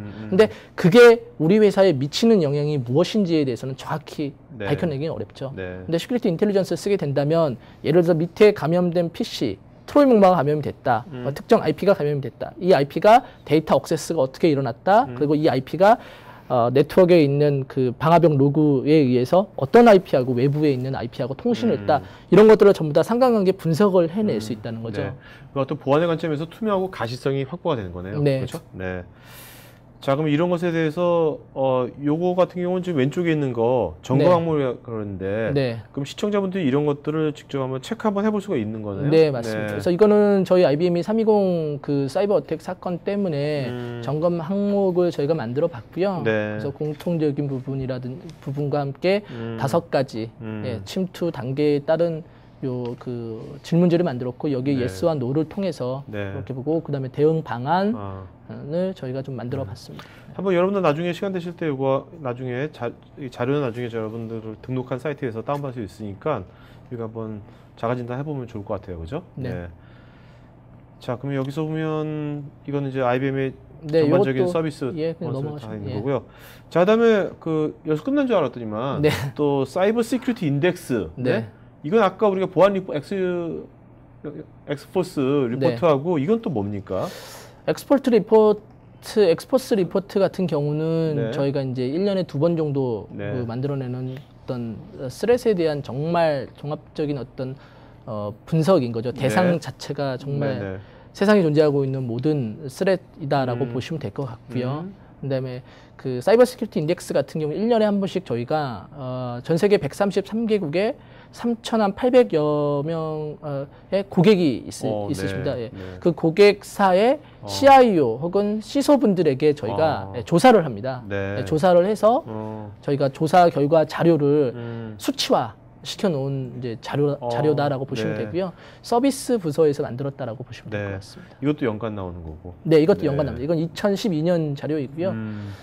처음에 보시면 세 가지가 결국엔 이 리포트가 보여주고자 하는 결론을 먼저 말씀을 드리는 건데요. 지금 APT 같은 공격에 대한 이제 언더스탠딩, 이해가 필요하다라고 네. 말씀을 드리고 있고 그에 따라서 인텔리전스 체계로 어프로치가 이루어져야 된다. 그리고 지금 시큐리티에 인텔리전스를 반드시 에딩을 할 준비를 하셔야 됩니다. 라고 말씀을 드리고 있습니다. 네. 요 내용은 결국에는 호기심에서 시작한 것들이 이게 모네터리 게인, 그러니까 결국엔 금전적 이익을 통해서 에스피노지 산업 스파이죠. 산업 스파이 지금은 내셔널 시큐리티, 그러니까 국가 네. 안보까지 위협하는 네. 형태로 2015년 정도까지 보면 이렇게 발전을 해 나가고 있다라고 볼 수 있을 것 같고요. 네. 정리를 하면. 자, 여기 보면 그 장표에 맨 어택하고 네. 인시던스라고 돼 있는데 네. 이게 뭐가 다른 겁니까? 넘버 어택스, 넘버 인시던스 비슷한 것 같은데 뭐가 다른 건지 그쵸. 차이점이 뭔지. 이게 영어로 이제 좀 네. 써 있어서 한국말로 해석하기가 참 네. 이제 힘들어서 저도 사실 해석을 아예 안 했고요. 아, 그래서 그냥 영어로 그냥 쓰신 거군요. 예, 그래서 그냥 그대로 썼고요. 네. 넘버 오브 어택스에 보시면 보통 이제 저희가 라지 엔터프라이즈라고 부를 수 있는 회사들이 있습니다. 네. 한 10,000명 이상의 어떤 대기업들. 예, 대기업들 네. 종업원을 가지고 있는 대기업들을 보면 그러면 이제 1년에 73,400건 정도 먼슬리로 따지면은 6,100건 이걸 주로 따져도 1,400건이거든요. 이거 볼 수 없지 않나요, 이런 것들? 그렇죠. 일일이다. 예, 이렇게 많은 어택을 사실 본다는 건 굉장히 네. 힘들고 이 어택 가운데서도 어택에 대한 정의를 해놨죠. 예, 시큐리티 이벤트라고 어택을 해놨고 이거는 이제 멜리셔스 액티비티 그러니까 악성적인 행위인데 정보를 수집을 하거나 혹은 IT 자원에 해를 줄 수 있는 이런 행위를 어택이라고 일단 표현을 했고 네. 이 가운데서도 정말 내가 눈여겨봐야 될 게 무엇이냐 정말 리얼한 오펜스가 무엇이냐가 더 중요합니다. 그게 이제 시큐리티 인텔리전스 체계를 가져가게 되면 그렇게 되면 이제 애니얼로 봐야 될 것이 연 단위로 봐야 될 것이 90건에서 주로 봐야 될 것, 주 단위로 봐야 될 것 1.7건을 확 줄어든다라고 말씀드릴 수 있고 이 주의 1.7건은 반드시 여기 보시면 시큐리티 전문가 혹은 그 더 깊은 조사가 필요한 이제 인시던트다라고 정의를 내릴 수가 있습니다. 네. 자, 이런 우리 아까 얼핏 이제는 해커가 돈이 되는 거 네. 그쪽으로 이제 많이 몰린다 그랬잖아요. 네, 맞습니다. 그렇다면 인더스트리 결국 그런 쪽으로 네. 아까 그래서 매니팩처링하고 파이낸셜 예. 인더스트리 쪽에 네. 몰리네요. 네, 맞습니다. 그래서 조사 저희 결과 자료에서도 저희가 앞서 말씀드린 내용하고 전혀 다르지 않고 100% 일치하고 있고요. 그래서 매니팩처링하고 파이낸스하고 인슈런스 쪽이 가장 40 거의 합치면은 지금 한 7% 정도가 이쪽에 공격이 일어나고 있고 그 이후로는 이제 잠재적인 페이오프 그러니까 돈을 이제 이익이 금전적 이익이 발생하기 때문에 그렇다 이렇게 말씀을 드릴 수 있고요. 네. 자, 공격 형태도 한번 보도록 할까요? 네. 네, 공격 형태 중에서 가장 많은 것이 320 사태도 역시 마찬가지로 트로이 목마 형태로 네. 했고 스피어 피스팅도 결국에는 이제 악성 코드를 설치를 했죠. 그래서 멜리셔스 코드가 가장 많은 35%의 공격 이제 카테고리 중에 하나로 보여지고 있고 두 번째가 결국에는 이제 프로브 스캔 사전적인 계속 취약점을 분석하는 형태가 되는 거죠. 네. 그래서 그들이 어떠한 예를 들어서 시스템이 뭔지, 방화벽 이름이 뭔지, 그래서 방화벽에 대한 버전이 어떻게 되는지 이런 것부터 사소한 것부터 이제 정보를 취합하는 형태 네. 그런 걸로 한 28% 정도 이 정도 볼 수 있습니다. 두 개 합치면은 한 60%, 예, 그렇네요. 그 정도라고 볼 수 있고요. 그리고 이건 인더스트리별로 네. 아까 1위 2위하는데 매니팩처링, 파이낸스 쪽에 아까 그 순서로 나오네요. 예, 그 순서대로 그대로 나오고 있고요. 그래서 네. 멜리셔스 코드에 대한 공격이 가장 많았었다 이렇게 보여질 네. 수 있고 나머지 회사는 좀 산업군에서는 들쭉날쭉한 그러니까 들쭉날쭉하는 거는 그만큼 해커들이 네. 돈 되는 곳 쪽으로 체계적으로 여기 네. 공격한다는 또 맞습니다. 징표일 수도 있겠네요. 예, 그죠? 예. 네. 예. 다른 쪽은 아마추어들도 많은 거고. 예, 예리하신 판단이시고요. 네, 네, 네. 맞는 것 같습니다. 네. 네. 자, 요거는 네. 그래서 이들을 공격을 이제 어디서 했느냐? 결국엔 외부에서 공격을 많이 한다라고 볼 수가 있고요. 네. 그다음에 재밌는 건 보시면 멀티플 25% 이건 섞여 있는 형태라고 보시면 되고 네. 멜리셔스 인사이더즈가 20%입니다. 그러니까 굉장히 이건 수치가 재밌는 수치인 거거든요. 네, 네. 아웃사이더의 50%는 어느 정도 이해는 갑니다. 외부에서 그렇죠. 항상 기업 입장에서는 특히 우리나라의 어떤 잘 나가고 있는 대기업들 같은 경우는 네네. 엄청난 해킹 시도를 당하고 있는 건 사실이죠. 외부에서. 근데 내부에서도 내부의 임직원분들이 결국에는 이게 의도적인 겁니까? 아니면 본의 아니게 겁니까? 20%라는 게. 네, 20%. 의도적인 겁니다. 의도적인 거? 네. 야, 되게 많네 생각보다. 네, 굉장히 많은 거죠. 네. 10명 중에 2명은 네. 여전히 감시의 대상이다. 그러니까 사실 그만큼 보안 교육이 안 되어 있다는 겁니다. 그래서 영업비밀보호법이라든지 혹은 산업기밀유출방지법이라든지 이런 것들에 대해서 끊임없이 그 임직원분들에 대해서 교육을 하고 그다음에 그런 것이 유출됐을 때 자기가 법적으로 어떠한 책임을 져야 하며 국가에겐 어떠한 손실이 발생되는지 이런 교육을 계속 해줘야 되거든요. 근데 그런 것들이 이루어지지 않고 있어서 자, 그런 것들이 지금 여러 가지 이루어지지 않은 것들이 되게 많잖아요. 교육 말고도. 몇 가지 좀 짚어주죠. 큰 그래서 것들. 저희 리포트에 보면 계속 이런 공격이 일어나고 이런 수치를 보여주는 이유 중에 첫 번째가 이제 여기는 아까도 말씀드렸다시피 스피어 피싱, 제가 정확하게 노리고자 하는 사람에게만 딱 보냅니다. 그 메일을. 그랬을 때 아무 생각 없이 일단 클릭을 하는 게 가장 크다. 보안 의식이 많이 결여되어 있다라고 말씀드릴 수가 있고, 그 다음에 여전히 뭐 취약한 패스워드를 쓰고 있다. 아까도 말씀드렸다시피 뭐 자바스크립트라든지 그 다음에 뭐 이런 공격이 계속 끊이지 않고 나오는 이유도 그렇고요. 그 다음에 컨피그레이션, 그러니까 설정에 대한 부분도 인시큐어, 그러니까 적절하지 않은 상태로 되어 있다든지, 패치에 대한 부분도 중요하지 않게 아직도 지금 여기고 있다든지, 그다음에 가장 또 너무나도 기본적인 것 같지만 안 지키고 있는 것 중에 네트워크 시큐리티 프로텍션, 그러니까 정말 기본적인 방화벽이라든지 이런 부분도 도입하지 않았거나 있다 하더라도 너무나도 그냥 뭐 있는 수준에 불과하다. 뭐 이렇게 말씀을 드릴 수가 있습니다. 어떻게 보면 요즘이 이런 거 보면 뭐 해커들한테는 되게 좋은 시장이 열려 있는 거네요, 지금. 얼마 전에 화요일이었나요? 모 방송국에서 시사기획 창이라고 해서 그래서 해킹 금융에서 국가보안까지라는 이제 다큐멘터리를 했었습니다.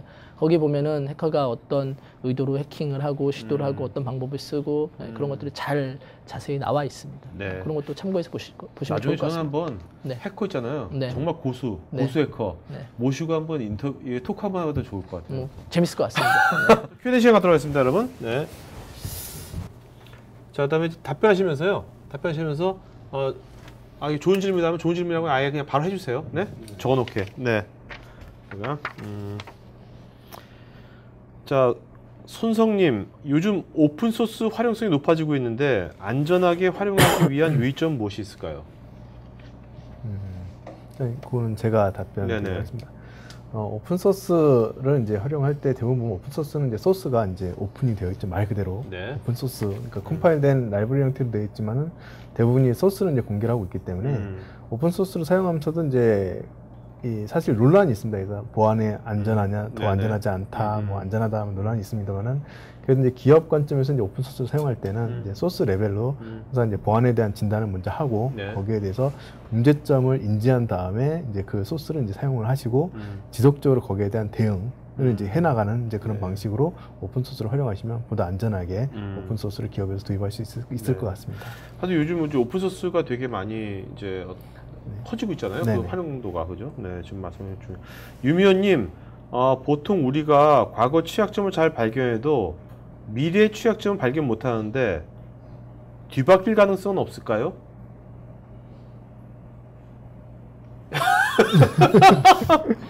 미래 취약점이라는 표현보다는 사실 그러니까 지금 오늘 발견된 취약점이 24시간이 되기 전에 그 취약점을 공격하는 이제 제로데이 vulnerability attack이라든지 이런 표현이 조금 더 적절할 것 같고요.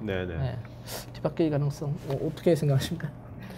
글쎄요, 이제 사실은 이제 우리가 이제 제로데이 취약점 같은 것들은 사실 대응하기 어렵습니다. 그러니까 아무리 보안 전문가나 보안 솔루션들이라 하더라도 나와 있지 않는 이제 아무도 모르고 공격자만 알고 있는 공격 같은 것들은 이제 사실 알기가 어려운데, 사실 그렇기 때문에 이제 보안 계층을 여러 계층으로 한다든지 아니면 중요한 정보에 대해서 암호화를 통해서 이제 유출했을 때 피해를 최소화한다든지 그래서 하나의 솔루션을 대응하는 게 아니라 결국엔 보안은 체계로 이제 대응을 하고, 사실 이제 그런 관점에서 보면은 이제 군에서 이제 전투를 준비하듯이 한 명의 그런 그 사수만이 이제 전투를 하는 게 아니라 전투라는 건 전체적인 그런 네. 여러 역할을 담당하는 여러 롤들이 이제 존재하고 있기 때문에 전체적인 관점에서 대응하는 것이 사실은 이제 그런 최신 공격에 있어서 피해를 최소화하는 굉장히 중요한 접근법을 하겠습니다. 자, 권도영님, IBM 보안 솔루션 중에 비인가 프로그램을 배포 설치하는 것을 잡아내는 것은 있는지요? 비인가 프로그램을 배포 설치하는 것, 네, IBM 그 엔드포인트 매니저라고 하는 이제 그런 제품이 있는데요. 그 제품 같은 경우에는 이제 엔드포인트, 워크스테이션, 서버, 그다음에 모바일까지 전체 플랫폼을 이제 이 통제에 하에 놓고 실제 어떤 자선 관리라든지 소프트웨어 관리라든지 소프트웨어 배포, 그다음에 이제 보안 구성까지 체계적으로 관리할 수 있는 솔루션들이 있습니다. 그래서 그 솔루션을 기반으로 해서 허용되지 않은 소프트웨어가 이제 설치되는 것을 이제 검출해낼 수 있습니다. 네. 자, 두 가지 방법이 있을 것 같은데요. 화이트리스트하고 블랙리스트 방법을 쓸 수가 있을 것 같아요. 네네. 화이트리스트로 쓰게 되면 내가 허용 이제 한 것만 이제 쓰도록 한다든지 블랙리스트로 하면 반드시 써서는 안 되는 목록을 올려놓고 그건 아예 네네네. 실행조차 되지 않도록 네네. 뭐 그런 방법이 있을 것 같습니다. 알겠습니다. 자, 그다음에 김태준님, 시스템적인 보안은 수많은 보안 툴에 의한 방어가 어느 정도 안정적으로 가능하지만 내부 직원에 의한 휴먼 보안 유출은 회사 내부적으로 규율을 만들어도 제도적으로 막을 방법이 없는 것 같은데 좋을 방법이 없을지요? 네. 이거는 제가 답변을 해드려야 될 네네. 것 같고요. 휴먼 보안 유출은 결국에는 제가 아까 말씀드린 대로 아까 20% 멜리셔스 그렇죠. 인사이더에 네. 의해서 현직 임직원들에 의해서 유출되는 것이고요. 결국에는 제도적으로 막을 수 있는 건 법인 거고요. 네. 그다음에 지금 기업분들께서도 굉장히 난감해하시는 것 중에 하나가 뭐냐면 우리 회사 내에서는 이 정보가 굉장히 기밀이다라고 생각을 해서 이제 유지를 하고 계시는데 누군가 한 사람이 그걸 들고 나가는 거죠. 그럼 영업비밀보호법이라는 이런 것들에 의해서 저희가 이제 소송을 하기 시작을 하죠. 네네. 근데 패소하는 경우도 종종 굉장히 제가 알기로는 많이 있고요. 회사가요? 예, 회사가 패소를 합니다. 네. 그 이유가 뭐냐면 이제 그게 영업비밀보호법의 적용을 받아서 그 사람을 이제 벌을 하고 싶은 거죠. 아니면은 그렇죠. 이제 돈을 이제 네네. 뭐 손해배상. 벌금을 손해배상을 한다든지 뭐 벌금을 매긴다든지 감옥에 보낸다 이렇게 하고 싶은 건데 그렇게 하기 위해서는 사실 그 정보가 경제성, 그러니까 상당히 경제성을 갖추고 있어야 하고 그 비밀성, 그러니까 상당한 노력에 의해서 비밀성을 유지하고 있어야 됩니다. 네. 근데 그런 것들로 보면 우리가 얼마나 회사에서 기밀로 유지하려고 노력을 했었느냐라는 것에 비춰봤을 때 보안 솔루션을 많이 이제 뭐 도입을 하라고 말씀을 드리는 건 아니지만 네. 상당한 노력이라는 것이 나는 비밀로 지키기 위해서 노력을 많이 했다는 거예요. 근데 그 회사를 들어가 봤더니 그 정보들이 그런 여러 가지 프로텍션 시스템들에 의해서 솔루션들에 의해서 보호를 받지 아니하고 있고 그냥 여기저기 놓여 있다는 거죠. 그럼 난 언제든지 들고 카피를 해서 나오고 이러면 안 된다는 거죠. 한마디로 보호받을 만한 그 권리가 없는 회사네. 법적으로 보면. 네. 이제 판사님이 보기에는 네. 법원에 갔을 때 결국에는 네. 상당한 노력에 의해서 비밀을 유지하려는 노력이 없었다라고 네. 보면 회사가 피하는 경우가 많습니다. 네. 그래서 회사에서는 그런 것들도 이제 참고를 꼭 하셔서 상당한 노력에 의해서 비밀성이 유지될 수 있도록 노력하시는 것도 중요하고 그다음에 아까 말씀드린 대로 보안 정책을 만드셔서 보안 네. 교육도 많이 하셔야 되고 이런 부분에서 교육을 많이 하셔야 됩니다. 알겠습니다. 박사님, 보안 프레임워크를 자신에 맞게 구성하기 위해 창조할 만한 다른 기업의 모범 사례 같은 것이 공개가 되는지요? 보안 프레임워크 같은 경우에는 이제 각 보안 벤더마다 이제 제공하고 있는 데도 있고요. 사실은 이제 오픈 보안 커뮤니티, 그러니까 오픈 소스가 있듯이 커뮤니티에도 이제 대외적으로 국제적인 커뮤니티 같은 것을 보면 이제 보안 프레임워크 내지는 보안 아키텍처를 이제 공개하고 있는 곳들이 상당히 많이 있습니다. 그래서 오픈 시큐리티 아키텍처 커뮤니티라든지 뭐 여러 가지 그 단체들이 있기 때문에 그런 데 있는 것들을 참고하셔도 뭐 크게 문제는 없을 것 같습니다. 네. 윤영호님, IBM은 모바일 보안과 BYOD 보안과 관련해서 어떤 접근, 어떤 솔루션을 추천하는지요? 죄송합니다. 네. 모바일 보안 쪽에 대해서는 이제 IBM이 이제 아까 말씀드렸듯이 이제 보안 프레임워크 내에서의 이제 서브 프레임워크로 모바일 보안 프레임워크가 있습니다. 그래서 모바일 보안 프레임워크 상에서 이제 크게 세 가지의 꼭지로 이제 그 대응을 하고 있는데요.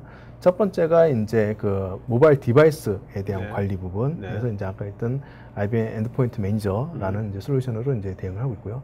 그 다음에 이제 그 상에서의 그 안전한 앱에 대한 개발. 네. 그래서 이제 IBM 워크라이트라든지 아니면 IBM 앱스캔 같은 것들을 이제 검증하는 부분 이런 네. 것들이 있고요. 그 중간에 이제 앱하고 모바일 서비스 간의 네. 이제 안전한 통신 이런 것들을 이제 확보하기 위해서 그 관련된 그런 솔루션들이라든가 아니면 실제 서비스 단에서의 이제 안전한 이제 보안을 구성하기 위한 부분이라든지 해서 실제 세계적으로 IBM의 보안 솔루션들이 모바일 보안 프레임워크에 따라서 모바일 보안을 이제 그 제공하기 위한 여러 가지 기능들을 제공하고 있습니다. 네. 자, 그다음에 이모비님, 현재 저희 시스템은 보안 프로그램을 재설치는 동시에 그리고 전체적으로 이루어지지 않고 기존 백업된 데이터 중 악성 코드가 숨어 있을 만한 동영상이나 개인용 프로그램을 배제할 수 없는데 이런 점까지 해결이 가능한지요?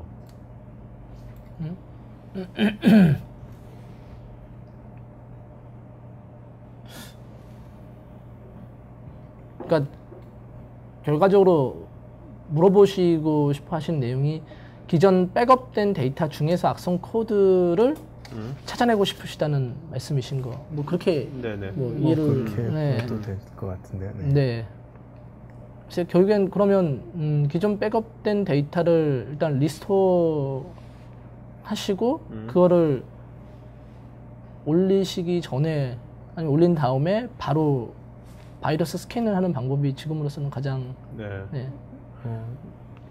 그런 방안도 있을 수 있을 거고요. 네. 그다음에 이제 그 각 서버나 아니면 엔드포인트 단에 이제 이것도 뭐 동일한 유사한 보안 프로그램이긴 합니다만은 실제 하드닝 구성이라든지 아니면 이제 그 일종의 호스트에 설치하는 IPS 이런 솔루션들이 있습니다. 그런 것들을 이제 이 어플리케이션 기동하기 이전에 네. 아니면 이제 이 뭐 물론 커널하고 경쟁은 하겠습니다만은 뭐 동시에 보안 프로그램이 기동하도록 그렇게 설계가 되어 있다고 하면은 상당 부분 이제 뭐 그런 악성 코드가 활동하는 것에 대해서 이제 억제력을 이제 가질 수 있기 때문에 네. 그런 것들이 이제 하나의 대안으로서 뭐 가져갈 수도 있을 것 같습니다. 네. 자, 김용님, 현 정부에서 중국과 북한의 대규모 해킹에 대비해서 남한의 해커를 양성한다고 발표했는데 진짜 발표했나요? 네. 그 교육에 사용하는 시스템은 IBM의 기기인지 아니면 다른 제조업체의 것인지 다른 업체의 시스템이라면 회사의 상호는 뭐 물어보셨는데 근데 실제로 이게 실제 발표 이런 게 있었던 겁니까? 어떻습니까? 제가 알고 있기로는 이제 우리도 뭐 양성을 해야 된다. 네. 필요하다. 필요성에 대한 이야기를 매스컴에서 뭐 특정 분이 좀 이야기한 걸로 알고 있고요. 네. 그 정부의 공식적인 발표나 이런 건 없었던 그렇죠. 걸로 알고 있습니다. 이런 거 만들더라도 그냥 사이버군 이렇게 하지 해커라는 용어는 못 쓸 것 같아요. 공식적으로는. 네. 네. 자, 그 다음에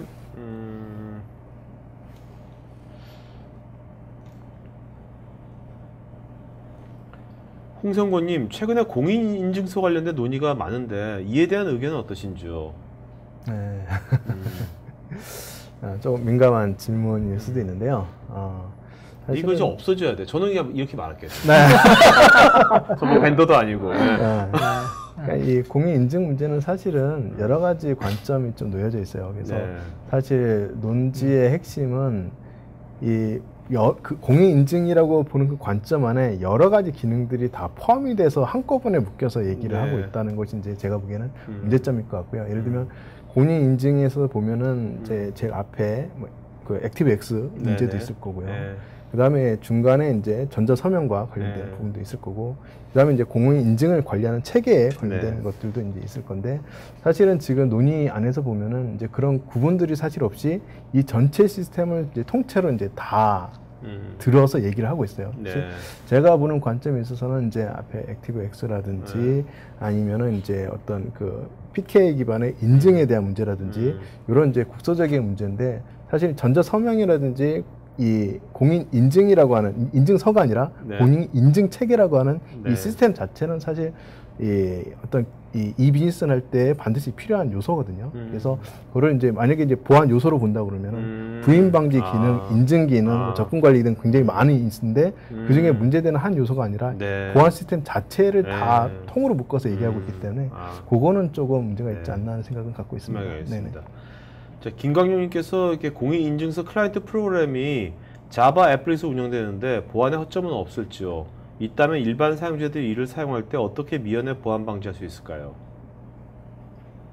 네, 근데 요 질문 같은 경우는 여러 가지 뭐 네. 그 회사마다 네. 그 구현하는 방식이 다를 수 있기 때문에 사실 그냥 자바 취약점에 대해서 이제 어떻게 대응을 할 수 있겠느냐 하는 질문이라 그러면 이제 조금 다르겠습니다만은 네. 네, 요거는 좀 벤더의 뭐 좀 치우친 알겠습니다. 그런 답변일 네. 수도 있어서 류지원님, 개별 보안 장비 구축과 UTM 등 단일 혼합 보안 장비 중에 어떤 것이 더 효과적일까요? 예. 일단 뭐 회사의 사이즈에 따라 틀려지겠는데 개별 보안 장비로 가게 되면 뭐 도입 비용이라든지 네. 구성 방법에 있어서의 어떤 뭐 부분이라든지 이런 부분 여러 가지 고려 사항이 필요한 것이고요. 네. 이제 UTM 장비로 가겠다는 거는 단일 형태의 어떤 멀티 펑션 그렇죠. 기능을 네네. 한 번에 넣겠다는 이야기인데 가장 큰 차이점이 이제 구성 방법의 어떤 편의성, 그다음에 비용의 편의성 때문에 그렇게 많이 가시죠. 네. 근데 가장 치명적인 단점으로는 성능 부분을 말씀을 드릴 수 있을 것 같습니다. 네. 그래서 뭐 대기업에서는 UTM 장비를 도입을 하시죠. 이제 UTM 장비 벤더에서 우리 것도 성능이 뒤처지지 않고 이제 대기업에 쓰고 있습니다라고 하는데 사실 가서 쓰고 있는 내용을 보면 UTM에 4가지 기능이 있다면 그 중에서 한두 가지를 ON을 해서 쓰고 나머지 네. 이제 2세 가지 기능은 오프로 해서 쓰신다든지 이런 형태로 쓰고 계신 경우가 있고요. 그래서 회사가 비용을 중시 여기는지 혹은 성능을 중시 여기는지를 보셔서 네. 그다음에 설정 방법에 있어서도 구성 방법에 있어서도 좀 고려를 하시고 이제 선택을 하시는 것이 네. 맞을 것 같습니다. 자, 그다음에 류성민님, 지금은 망분리가 대세인데 APT 등 최신 공격에도 효과적일까요? 망분리가. 망분리요. 네. 망분리는 정통 망법에 의해서 사실 그 100만 건 이상의 정보를 가지고 있으면 일단 의무 대상입니다. 무조건 네. 해야 되는 거고요. 네. 누가 해야 되느냐? 저번에도 한편 제가 여기서 말씀드렸다시피 그 개인정보 취급자 PC 네. 플러스 알파라 하면 미션 크리티컬 서버에 접근할 수 있는 IT 자산들에 대해서는 저는 망분리는 정말 확실하게 되어 있어야 된다고 생각을 하고 망분리가 확실하게 되어 있다면 일단 침투하는 부분에 있어서 굉장히 많은 부분을 우리가 좀 그 방어를 할 수 있지 않을까 이렇게 생각을 하고 있습니다. 네. 자, 그다음에 오늘 두 분 게스트 이름이랑 이메일 좀 적어주시겠어요? 여러분 두 분 게스트 이메일 알려드릴 테니까요. 이름이랑 여러분들 질문에 답변 드리겠지만 나중에 또 추가적인 질문이라든지 좀 다른 자료 같은 요청은 나중에 이메일 하시기 바랍니다. 최홍규님, 금일 언급된 내용이 IBM의 메인프레임 환경에서는 어느 정도로 영향을 미치게 되는지요? 오픈 환경과 동일한 것으로 보면 되는지요? IBM 메인프레임 환경이라고 이제 보면은 이제 전통적으로 보안에 굉장히 베스트 프랙티스로 그렇죠. 이제 얘기가 되고 있고, 그다음에 이제 이 침해 사고를 이제 거의 겪지 않은, 그러니까 대외적으로 드러난 사건이 네. 이제 없는 것으로 굉장히 유명합니다. 근데 이제 메인프레임 환경이라고 하는 것은 기본적으로 뭐 공격자들이라든가 일반 사용자들도 쉽게 접근할 수 없는 이제 그런 시스템이기 때문에 사실은 이제 알지 못하기 때문에 일단은 이제 공격에 있어서 상당 부분 이제 억제력을 이제 갖고 있다라고 이제 말씀드릴 수 있겠고요. 이제 반면에 이제 사실 트레이드 오프가 있어요. 왜냐면 이제 IBM 메인프레임이 이제 그런 이제 클로즈 시스템에서 이제 점차적으로 사용률을 높이기 위해서 뭐 웹 서비스도 하고 그다음에 이제 리눅스도 이제 채용을 하고 하면서 이제 점차 이제 오픈성을 이제 가져가면서 이제 메인프레임도 충분히 오픈 서비스를 할 수 있습니다. 그래서 웹 서비스를 한다든지 네네. 아니면 리눅스 기반의 네. 어플리케이션 개발을 한다든지 물론 이제 시스템 전체는 아닙니다만은 이제 리눅스 시스템을 이제 가상화 시켜서 이제 그런 서비스들이 가능한데 그렇게 되는 가상화 구간에 대해서는 예를 들면 전통적인 웹 취약점이라든가 리눅스 취약점이 있을 수 있습니다. 하지만은 네. 메인프레임 메인프레임 전체 코어와 엔진 부분에 대해서는 여전히 이 클로즈 시스템이기 때문에 기존의 다른 시스템보다도 상당히 그 높은 보안성을 제공을 하고 있습니다. 네. 자, 김한수님, 6월 25일 어너니머스가 북한에 큰 타격을 입히겠다고 했던 것 같은데 이제 일주일 남았는데 성공할 거라고 생각하시는지요? 이게 또 6월 25일이야 또? 아까도 우리 박 차장님이 말씀드렸잖아요. 네, 클로즈 되어 있는 네. 정보가 많이 노출되어 있지 않는 곳은 아무래도 뭐 여러 가지 우회 경로라든지 네. 중간 지점을 통해서 공격을 시도는 할 네. 수는 있겠죠. 네. 근데 과연 얼마나 큰 타격을 줄 것이냐. 네. 메인 프레임하고 그대로 연결해서 생각을 하시면 똑같을 것 같고요. 네. 그 한번 털어봤자 털 거면 나올 거 있겠어. 돈도 없을 것 같은데 털어봤자. 자, 그 다음에 권도영님 중요 질문이라고. PMS 서버를 통하지 않고 개별적인 프로그램으로 배포를 했을 때 확인, 통제할 수 있는 방법을 IBM식으로 답변 요청드립니다. IBM식? 사실 PMS 서버를 통해서 그 이번에 APT 어태커가 한 거는 확장이거든요. 네. 확장의 방법에 있어서는 굉장히 다양한 방법을 쓸 수가 있다는 거죠. 네. 근데 PMS 뭐를 썼느냐, PMS 쓰지 않고 다른 확장 방법을 썼느냐, 그거는 별로 사실 중요치가 않고요. 그런 것들이 많이 늘어나고 네. 늘어나는 확장하는 방법에 있어서의 오히려 PMS 쓰지 않는 네. 스캐닝을 통해서 vulnerability를 통해서 네. 만약에 이용을 한다라고 네. 하면 IBM이 가지고 있는 시크릿 인텔리전스 체계, 특히 큐레이더를 이용해서 그런 것들을 잡아내게 된다면 훨씬 더 잘 잡아내고 그들이 통신하는 방법이라든지 이런 것들도 계속 더 큐레이터를 통해서 네. 가시적인 측면에서 접근해서 볼 수 있을 것 같습니다. 네. 자, 홍성권님, 보안 장비에 생성되는 다양한 로그나 이벤트를 이용해서 APT 분석 및 대응을 하려면 어떤 방식으로 구성을 해야 할지요? 우선은 이제 앞서서 두 번째 세션 시간에 이제 봤듯이 이 보안 이벤트들을 이제 수집해서 분석하는 이 영역을 종래 이제 IPS, 방화벽, 안티바이러스 이렇게 국한된 몇몇 개 보안 시스템이 아니라 네. 이제는 이제 엔터프라이즈 레벨의 전체 시스템, 심지어는 네트워크 패킷까지도 전부 다 수집을 해서 분석을 하는 이제 그런 굉장히 큰 틀에 이제 다 놓고 분석하는 것이 굉장히 많이 필요하고요. 그 다음에 이제 종래 그 통합보안 관제 이제 서비스에서의 이제 아니면 솔루션 구성할 때 문제점이라고 한다 그러면 기술 같은 것들이 이제 성숙된 것이 이제 많지가 않다 보니까는 굉장히 제한된 패턴으로 이제 검색을 많이 하게 되는데 제한된 패턴뿐만이 아니라 이제 IBM 같이 이제 보안 벤더사에서 제공하는 그런 모든 패턴들을 다 활용을 해서 전체의 그런 그 시스템의 로그 아니면 이벤트, 아니면 네트워크 패킷 이런 것들을 총체적으로 이제 분석을 하게 되면은 그때는 이제 현재 분석하는 그 역량 대비 굉장히 그 갭이 이제 큽니다. 그래서 그 안에서는 이제 APT나 이런 것들이 좀 더 빠르게 탐지될 수 있는 가능성이 있다고 보겠습니다. 네. 박사님, 침해 사고 이후에 분석을 하는데 아무리 기술자라도 바로 디지털 포렌식 전문가 같은 것은 어려울 텐데 이러한 것을 해결할 수 있는 솔루션이 있을까요? IBM 부르면 되는 거 아닙니까? 맞습니다. 저희가 네. 이번에 320 그 사이버 공격 때도 한번 미국에서 전문가분들을 모시고 와서 디지털 포렌식 서비스를 해드렸고요. 네. 특정한 툴 이름을 거론하긴 그렇습니다만 몇몇 이제 그 유명한 툴이 한 2가지 정도 있고요. 네. 아무래도 그거를 배우신 다음에 네. 여러 번 한번 케이스를 겪어야 전문가 정도 수준에 올라서지 그렇지 않고는 사실 좀 아무리 기술자라도 말씀하신 것처럼 쉽게 접근할 수 있는 그런 영역은 아닙니다. 네.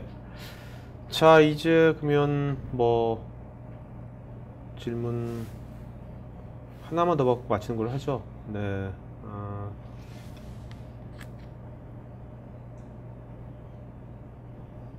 정준님, 한때는 디도스 장비가 필수였는데 현재는 약간 계륵 같은 존재로 넘어갔는데 이처럼 보안도 유행을 타는 것 같은데 기존 보안 장비 처리 문제는 어떻게 하면 좋을까요?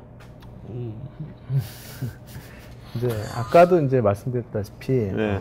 사실 보안에 있어서 네. 필요 있다 없다 나누는 기준은 사실 제가 보기엔 불필요한 것 같아요. 네. 그러니까 아까 있지 보안 프레임워크 기준으로 각각의 블럭을 이제 치워 나가는 것이 이제 중요할 것 같고요. 네네. 유행을 타는 거는 그 시점에 어떤 이벤트나 사건이 있고 그 사건에 대응을 먼저 하려고 하기 때문에 유행이 있는 건데 그게 아니라 보안 프레임워크를 전체적인 관점을 가지고 계속 이 기술들 아니면 솔루션들의 성숙도를 계속적으로 높여 나가면서 서로 간의 인테그레이션을 높이고 그 다음에 거기서 나오는 이벤트나 로고들을 아까 얘기했던 그런 그 분석하는 솔루션들에 넣어서 지속적으로 이거를 성숙도 레벨을 향상시켜가는 방향으로 한다고 보면은 네네. 경우에 따라서는 뭐 불필요한 장비를 또 다른 그런 기능을 갖고 있는 더 좋은 장비를 이제 대체할 수도 있겠고요.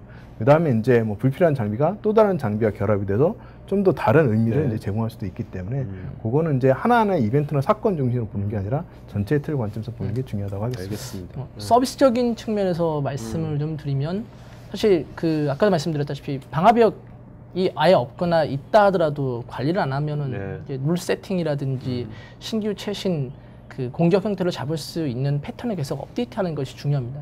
그래서 유지 보수라든지 이런 게 굉장히 중요하거든요. 네. 근데 지금도 DDoS, DDoS가 굉장히 유행했었고 그것들을 많이 설치를 해놨는데 지금은 아까도 그 어택의 카테고리 안에 들어는 있었어요. 네. 근데 거의 이제 그 미미한 수준으로 들어 있었거든요. 네. 한 탑 10 중에 한 7, 8등 정도 네. 될 겁니다. 그럼 지금 회사 입장에서 봤을 땐 굉장히 이제 도입은 하였으나 해커들도 아는 거죠. 도입을 열심히 많이 했구나. 더 이상 이제 통하지 않는구나. 그리고 과거처럼 그 좀비 PC를 한 10만 대, 20만 대 만들어서 공격하기도 많이 힘든 네. 시기가 온 거고 네. 그러면 기존에 있는 장비를 어떻게 해야 되느냐. 사실 유지 보수 안 하고 지속적인 관리 안 하면 사실 또 네. 있으나 마나한 장비 되는 거거든요. 네, 네. 그러면 그때는 해커가 또 노려서 또 DDoS 공격을 언제 할지 모르는 상황이고 유지는 해야 되겠죠. 서비스는 그런 것들을 해결하기 위해서 장비를 만약에 도입하지 않는다, 유지 보수가 안 된다고 하면 이제 서비스 형태로 빌려서 네. 네. 임대나 월 단위 형식으로 받아서 쓰는 형태로 디도스의 호스트 네. 되어 있는 형태로 저희가 서비스로 받아보실 수 있을 것 같습니다. 알겠습니다. 자, 그럼 오늘 그 질문하신 분 중에서 제가 그냥 답변하시느라고 바빠가지고요. 제가 그냥 일단은 손성님, 권도영님, 김태준님, 류성민님, 최원규, 김완수, 박선아, 장준 또 이외에 또 나머지 7분은 저희가 질문하신 분 중에서 추려가지고 저희가 보내드리도록 하겠습니다. 그다음에 오늘 설문에 계신 분들한테 저희가 또 경품 보내드리려고 하겠고요. 자, 그 8분은 불러주신 호명 8분은 스태프 이메일로 이름, 전화번호, 그다음 주소 보내주시기 바랍니다. 자, 한 말씀 해주시면 말씀하시죠. 네. 여러 번 참석하고 있고요. 올 때마다 그리고 참석할 때마다 많은 질문 그리고 현실적인 질문, 날카로운 질문 많이 받고 있습니다. 그래서 다음번에 또 좋은 기회가 있으면 또 한번 만나 뵙고 많은 질문에 답변 드릴 수 있도록 노력하도록 하겠습니다. 고맙습니다. 네, 고맙습니다. 네. 네. 그 보안에 있어서는 뭐 많은 질문들 여러 가지 궁금증 많으시겠습니다. 사실 그러니까 어떤 지름길은 없습니다. 항상 정도가 있는 거고 보안도 기초부터 탄단이 해야 APT든 뭐 클라우드든 모바일이든 빅데이터든 다양한 보안에 있어서 효과적인 대응이 가능할 거라고 봅니다. 그래서 그러한 인사이트들에 대해서는 뭐 여러 다른 기관들도 있겠습니다만은 IBM과 함께 이제 그러한 인사이트를 많이 받아보시겠으면 좋겠습니다. 네. 여러분 오늘 수고하신 두 분께 박수 부탁드리겠고요. 여러분들도 오늘 아주 좋은 질문 많이 해주셔가지고 오늘 좋은 방송 된 것 같습니다. 앞으로 같은 IBM 온에어는요 계속해서 이런 식으로 분야별 전문가들하고 좀 심층적으로 얘기를 나누는 시간을 갖도록 하겠습니다. 반갑습니다. 고맙습니다. 네, 고맙습니다.